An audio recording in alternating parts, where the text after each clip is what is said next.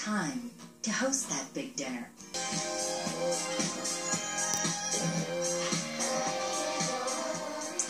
So the Sunday New York Times just whined how sniper fire halted the strides of Black Lives Matter.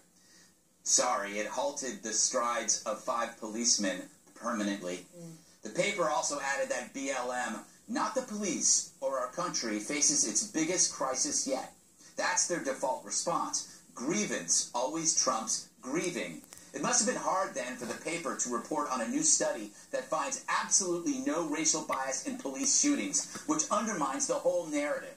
But facts lose the feelings, for identity politics always culminates in emotional tribalism, because such division always guarantees attention. But the Times shouldn't fret. The victories of victimhood remain intact. Here, the media slobbers over this photo. How powerful. A lone woman stands against the evil, militarized police. So, even after 5 good men are murdered, the stereotype must be maintained. The brutal force against the bravely peaceful. How touching. How fake. Seriously. What happened to the rage? When the issue was police brutality, it was no justice, no peace. Now the issue's murdered police, and it's let's sing Kumbaya. No thanks. In 1989, Ice Cube's band NWA did a song called F the Police. Recently, he got paid millions to play a police officer in the movie Ride Along. In 1992, Ice-T's band Body Count did a song called Cop Killer. He's been playing a cop on Law & Order for 16 years. So maybe targeting and trashing the police truly is a movement, career-wise anyway. Anyway. Wow.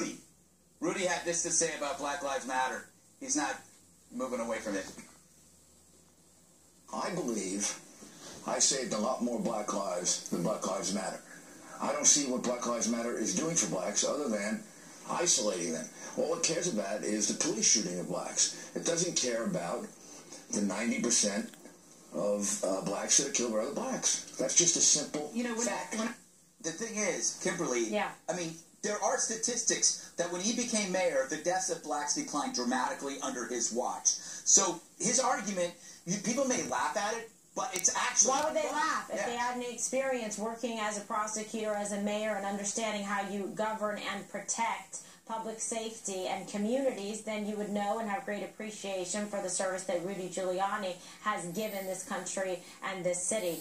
Specifically about stop and frisk, about community policing, making sure that violent criminals and repeat offenders are no longer on the streets makes us all safer. And I hear what he's saying. He was trying to do something, yes, because he cares about black lives and he cares about black-on-black crime and doing something in the communities to make it safe for everyone to go to the store, to take their kids to school, to come home in the evening and have dinner and be able to play in their neighborhoods and not hide in their homes for fear of catching a stray bullet. So I stand with Rudy on that. I think that I understand where he is coming from. The neighborhood's changed after Rudy came in, Eric, and he has a right to defend himself against the stereotypes. Yeah. Can I talk about Black Lives Matter for a second? Yeah.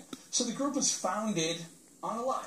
Hands Up, Don't Shoot is when Black Lives Matter was born. And then the group has gone through the iterations of what do we want, dead cops, what do we want, and we want them now, pigs in a blanket, and now this associated with Black Lives Matter protests is Dallas shooting. So a group that's founded in a lie and then rooted in evil and hate and death and racism shouldn't even be recognized, in my opinion. I disagree with Juan vehemently that this is a group, maybe it has at its root some sort of ideology that may be admirable, but the way they're carrying out their ideology is despicable. Well, you're just wrong on so many counts. I don't know where they began. They did not begin with Michael Brown in Ferguson. They began with Trayvon Martin in Florida. And then second thing to say is when you look at this group, yes, there are people in the group that make mistakes. They lack an agenda. I've been openly critical of them.